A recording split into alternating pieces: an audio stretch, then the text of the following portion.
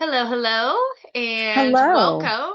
Hi, welcome to this moment in time that we're getting to connect. And so today I am here with Sumbul Zafar, and she is this amazing person that I really got to connect with in the past World Series race this year, last month, and I wanted to kind of dive in with her and share a little bit more about her and her experience with paraswimming.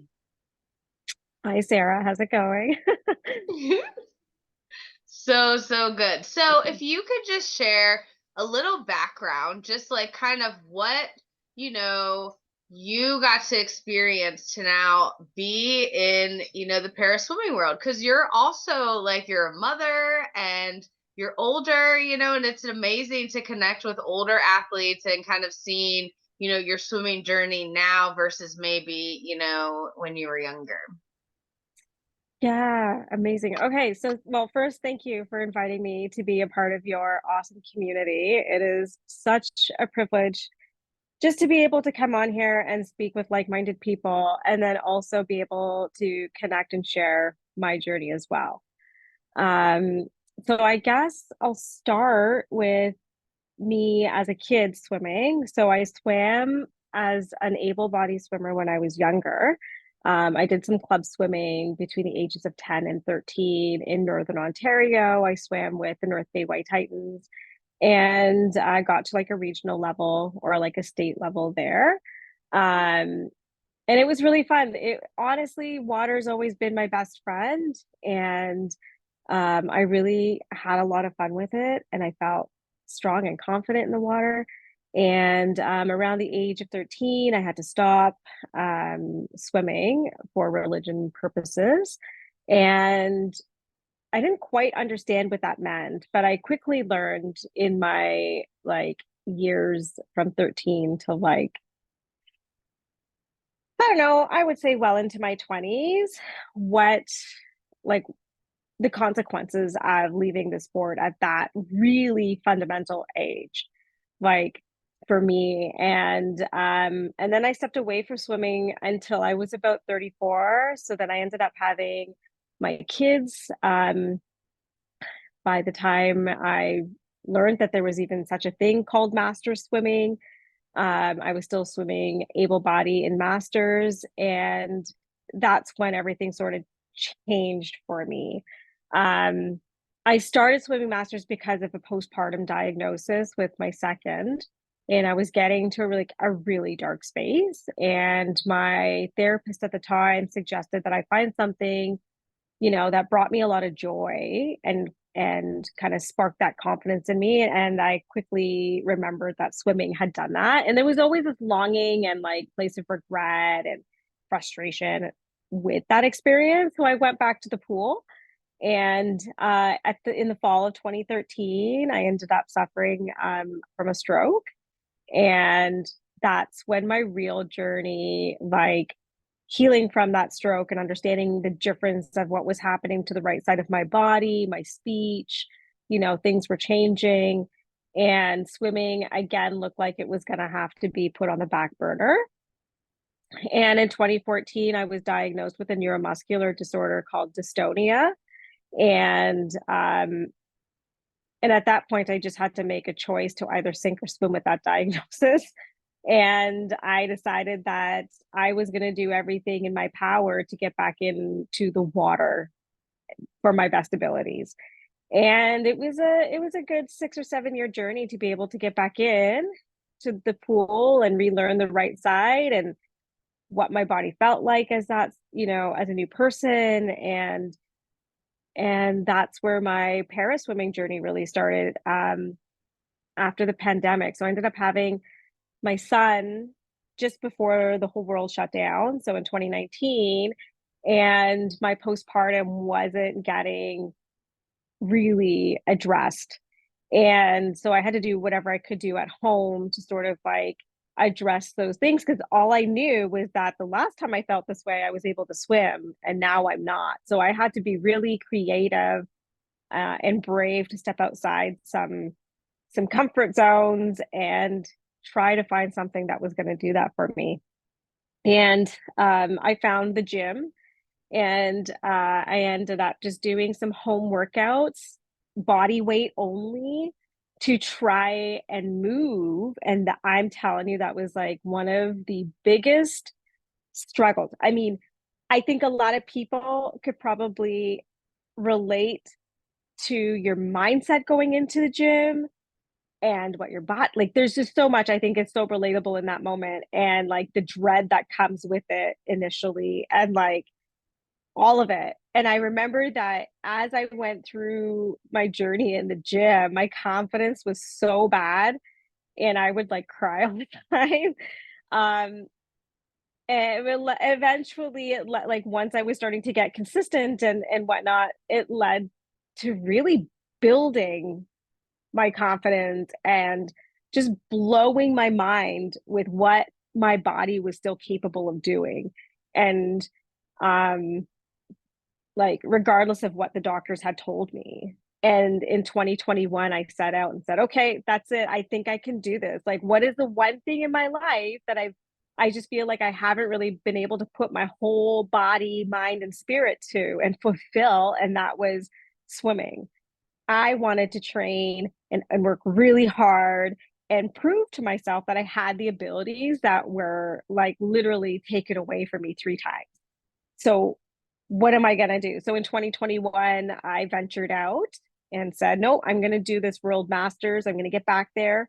I want to get to Japan because that's where World Masters was being held.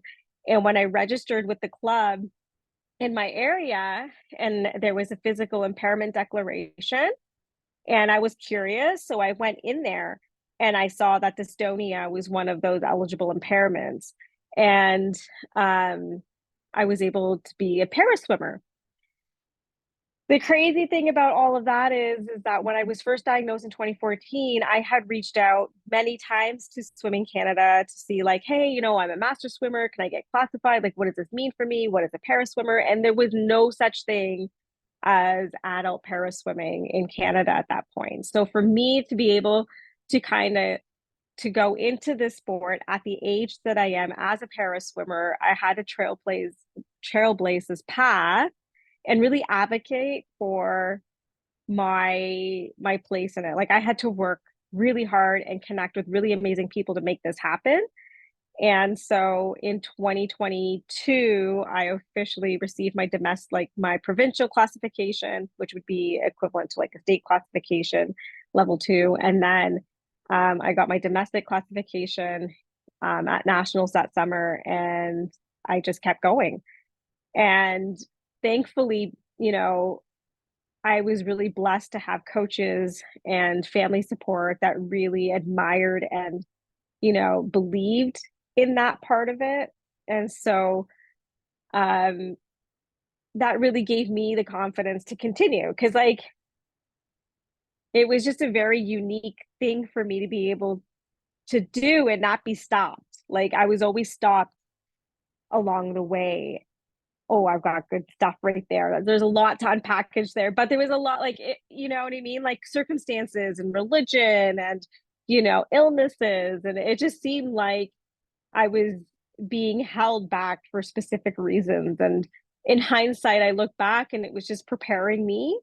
And I still feel like I'm in that space. Like it's just preparing me for my true authentic abilities to come out and be the best that I can be in the water for whatever reason it is. Like, why am I placed on this earth? Well, I think I'm placed on this earth to fulfill that passion and to inspire others and to educate. And, it's really exciting. So, yeah, so that's how I got into the sport. And then the last couple of years has been like a lot of ebbs and valleys with learning like the nuances of para swimming, the language, you know what I mean? Like the community, like there's a lot of different components to para swimming that I think that as a whole, para swimming doesn't get a lot of exposure for. And from being in that space now, I can see that there's like so much learning and it's a constant journey. So that's one of the things that happened last year, when coming out of my nationals and starting that whole process of getting my international classification, just how naive and young I was in the para swimming sport. And I believe that my classification internationally really was like this major like sign from the universe to push pause on my trajectory to kind of like hone in and develop my mind, my body, my spirit, to grow me as an athlete, as a mom, and all these other different like elements and components to who I am. And it was hard and I struggled a lot. I cried a lot. I wanted to quit a lot. I just couldn't understand it. I couldn't process it. And I finally feel like I have a good perspective. And as much as it, like, you know what I mean? Like, you get to a point where you're just like, oh, everything's clicking. And now I see the purpose of why that major pause button was pushed. And it gives me the ability to sort of like come into this in a much clearer and very intentional perspective. So, and then we met you and we saw each other again in what, in Indianapolis this past month. Yeah, I mean, it's so incredible, because I feel like we grow more when we're challenged, So if we were all on here and like, man, everything's going well, like we might not be able to uncover, those deep, deep parts of ourselves that maybe we're feeling limited or maybe not being able to really expand and be the capacity that you came here to be. And so I just love that because I really feel like, as athletes, as competitors, like there's an evolution happening. There's an evolution of us Mm-hmm. becoming connected with our mind, body, spirit, and really like opening ourselves beyond this, like, I'm competing against you. Like, it's like, oh my gosh, like we have superhuman abilities in our bodies when we're overcoming these challenges and when we're seeing how the body can actually like Oh, become something completely different than maybe in one moment you thought it was. yeah, I'm going to echo on that for sure. And I think that regardless if you have a disability or not, sport has this beautiful gift wrapped up in a bigger gift for us to really tap into our true authentic selves and like push those capabilities as you were saying. And I think, those challenges come in such like specific times in your sport development. When things are novel and you're eager and you've got this fire inside of you and you're like, yes, I'm going to do this, everything seems so much easier, right? You're like, yeah, I can wake up at 4:30 in the morning. I can wake up at 5:30 in the morning. I can do this. And that fuel, that adrenaline, that I would say like that eagerness is what propels you in like the first few stages of your like growth initially because it's new, just like a child when you're thinking about a baby, right, learning to walk, everything is amazing. And I think that when you're coming into something like this, you're amazed, you're like, ooh, I want to learn. Then you get to like the dirty, the hard, the messy, and now you're expected to have this like incredible amount of discipline to show up and like motivation. And that's another thing, like nobody talks about the unmotivating things that you've got to do. How, like, half the time there are like, I can specifically pull out days where the motivation was not there, but my commitment to myself, right, and the goal was stronger and it outweighed not going. It was like, come on, you know what I mean? Like your body. And in this place in my life, I can't ignore that. It is such a strong call.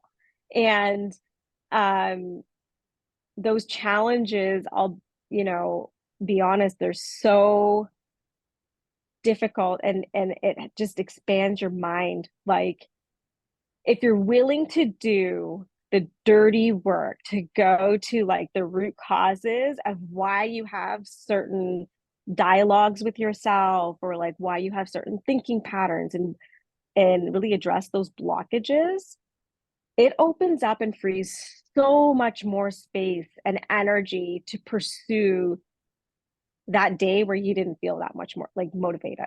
That day where you're like, I'm dreading. Like, literally had that day yesterday, and I was so tired. I was like literally having a cup of tea with my mom, and my eyes are closing. And my mom's like, are you gonna go to the pool? Like, you look exhausted. I'm like, Mom, I'm struggling right now, but give me like 5-10 minutes just to center myself, and I'll go. And I did. I forgot my gear bag and everything. I showed up to practice without my gear. And I looked at my coaches. I'm like, yeah, this is not going to be fun. So I had to use like whatever was there. And I put, this is sort of a side note. Sorry, friends. So I put on these really, like, those arena power fins. Those are so heavy. They are such heavy fins. And I put them on, and I was like, this long course set is going to be hell. Because I use the DMC, like, fins are Oh, oh my God, yeah, they're so love good. those. I feel like a little fish in the water when I'm wearing those. So it was a very stark contrast. And then I walked away from I made it through the whole practice. Um and at the end of it, I was like, wow, like, that was so symbolic to me. The weight on my ankles is what's holding me back. And I actually took that as a sign to go inside and be like, okay, so what is holding me back? What are my anchors right now? Right. And so I did some journaling after that so that I can swim again with my good fins today. And I'm going to go back in the water and just be like, oh, I feel free. I feel light because I addressed it. And that's the beauty, which I think, when sport can do for you. Like, yeah, it's the biggest gift. I love that because this is what I do daily. It's like we're in the challenge and it's like, oh my gosh, like, I'm in this challenge and I don't like it. And it's not that I want to escape and be like, oh, I want it to be fun, but like I'm acknowledging that in this moment, like I do not like this. And then as it's like, then all of a sudden I'm like, okay, what thoughts do I have when I'm in a challenge? And Mm-hmm. interesting enough, it's like all of a sudden you start to like now become aware, like, hold on, hold on, hold on. Like, I am having some negative thoughts. So even though, I might be able to put a positive perspective on these different things, in this moment of challenge, how can I go another step? Right? Because we came here to literally expand our consciousness. And so what that Mm-hmm. means is that we are getting like when we have these challenges, I always try to like if I come up to someone and they're like, oh my gosh, I'm in a challenge today, and I'm like, bravo, like Yes. there is a gift That for you on the other side. Oh my God. I'm so glad that you actually worded it that way, because that's exactly how I feel.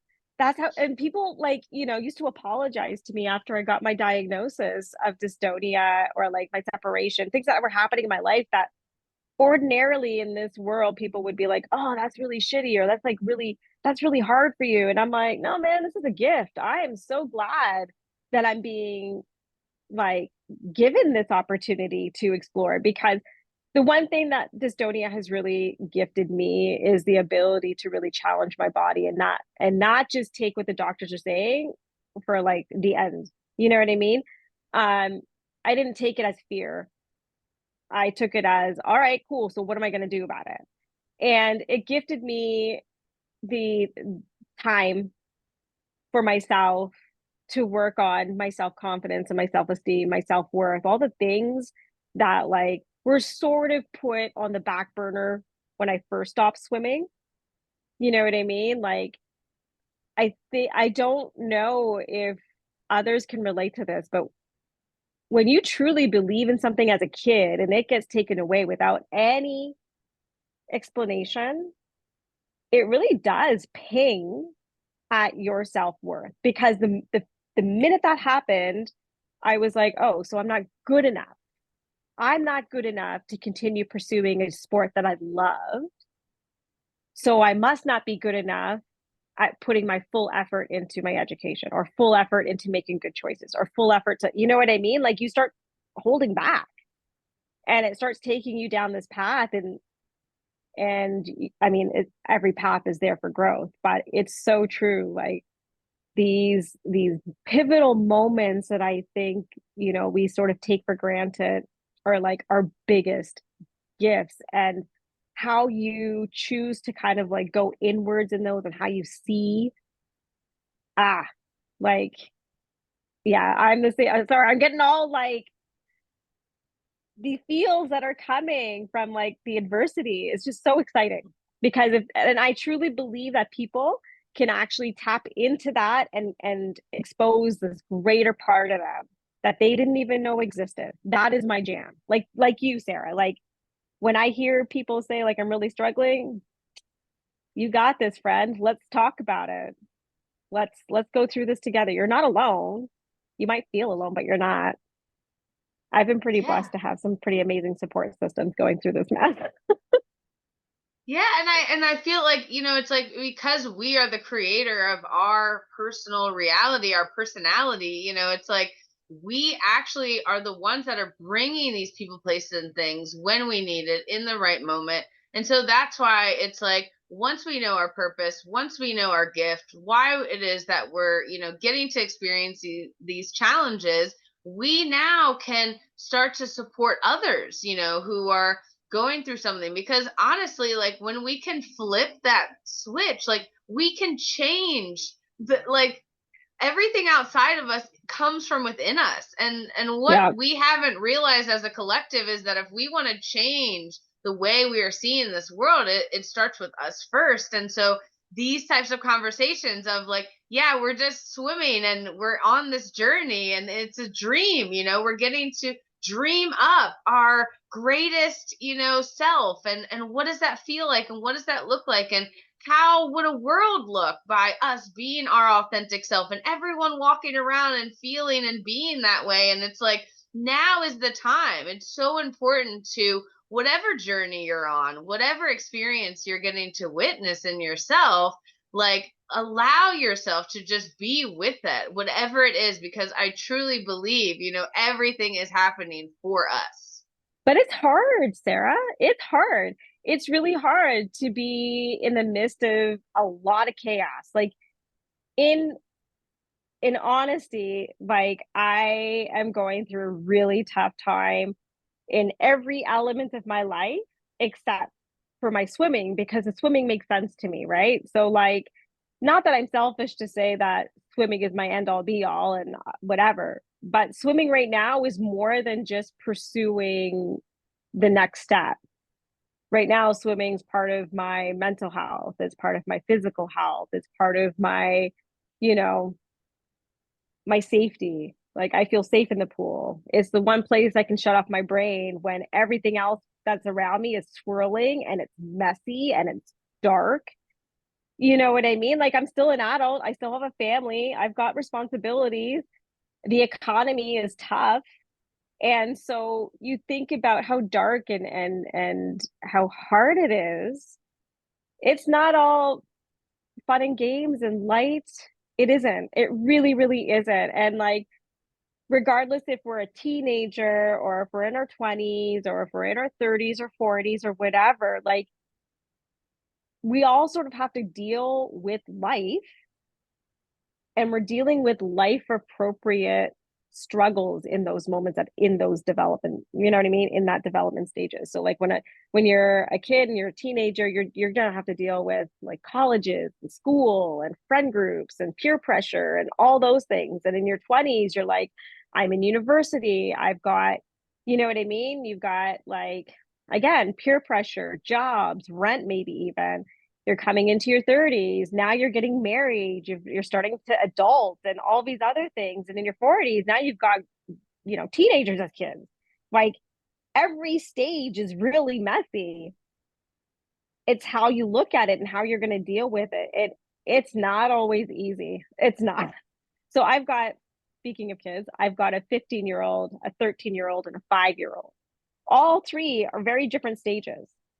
And like, so I've got to approach all of this in a very unique way, as well as keeping my cool. And it's just really challenging. And I don't want our friends out there to think like, oh man, and like it's super positive and they're super happy all the time. And they see the blessing and everything and they see the gift and everything. Friend, it's like taking Windex to a window. Like you have to clean the window before you can see on the other side. And it's a choice to do that. Like we can leave our windows cloudy and we can watch the dust build up, right? That's a choice too. And that's okay. Totally okay. I took a week off of the pool because it was just too much. And my body didn't feel good. And I was like, well, I could go to the pool still, or I can heal a little bit and give my body that time because the emotional stress was really high and the physical stress was really high. And the mental stress was like just my mentality was not there. And to show up somewhere where my mind couldn't pull me through would leave me with a negative experience, which then would feed the negative dialogue that we all sort of have in the back of our head. So for me, it was better to push pause and take that week off and let my body rest, go through the motions in my head, be there for the family and choose then at that point at the end of the week to take the Windex, clear the window and be like, all right, cool, I'm ready now. Wow. And I Yeah. mean, it's so important, to do that because as a collective, a lot of us are just constantly, just go, go, go. Like, even if we're not feeling it, what a blessing that as an athlete, like, we've taken this opportunity to kind of be able to tune more in. And as like an adult athlete, because I feel like as children sometimes too, like, we might not feel it, but a coach is telling us to go, and we're just pushing through, and these bodies are actually designed to tell us what it is that we're needing or wanting. And so when we really check in and tune in with that, we get the answers. So everything that is showing up, like, so if there's all these chaos and things in our world, it's like, hold on, like, oh, I haven't hit pause, I haven't like done some Yeah. things for myself, and then it's like it really is that reflection. And yes, it's challenging, and yes, it's hard, but when we can start to really flip it, the practice The of the practice of it. flipping is the one that's like, okay, like, yes, I'm in this space, but Yeah. there's also this really beautiful opportunity here for me to now, because as athletes, I'm sure it's challenging to take a rest, because it's so exciting. We're working on our bodies and we're having fun and there's a team and all this stuff, but when we really fine tune and really look within, to find those answers, the body keeps score for real. Oh, yes. Yeah. It does. Isn't that the case? And that's what I think, like, even with my parenting or if I'm talking to the other kids at the pool, I kind of always like, hopefully they have those parents that have a really open mind when it comes to the sport. And I know that like I've had those conversations where they've asked me, like, how would you approach this? I'm like, well, listen, I'm not your parent, but if my kid came up to me and said, I'm really not feeling this, well, let's talk about what it is you aren't feeling. Because sometimes it's just the school drama that's going on that's distracting them, but they really do want to go. Or sometimes it's their body. And if it's their bodies, I will never force my kid to go do something if their body isn't feeling strong. One's your mindset, one is your mind and your emotions. And if so, as long as you can get that out and tend to it in a safe and healthy and, with someone that you trust, that's all sometimes the kids need. And then sometimes you can just tell it's the body. And if the body, like, I don't know, I think my approach to student athletes is really communicative and just to make sure that they feel their voice matters and they're safe to share those things. And oftentimes I just tell the kids, I'm like, well, you know what, you'd be surprised if you could just be transparent with your parents and say, hey, listen, like, my knee is aching or my hips hurting, my body just feels really heavy and tired.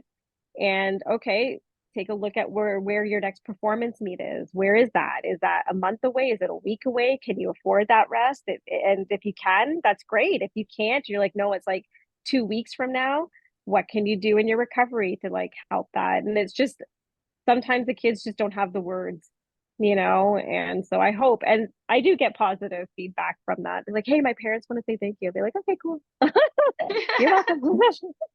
Like, Well, that's yeah, incredible about getting to be like that athlete and coach, because like we know it from our own experience and what we've experienced from the past, and then just allowing and sharing that knowledge so that others are aware and can really, tune back into their body and allow that. yeah, and I learn a lot from the kids too. And I think that's what I appreciate with such like an integrative club as mine. Like our coaches, like my coaches, I am so impressed with their ability to be in tuned and balance.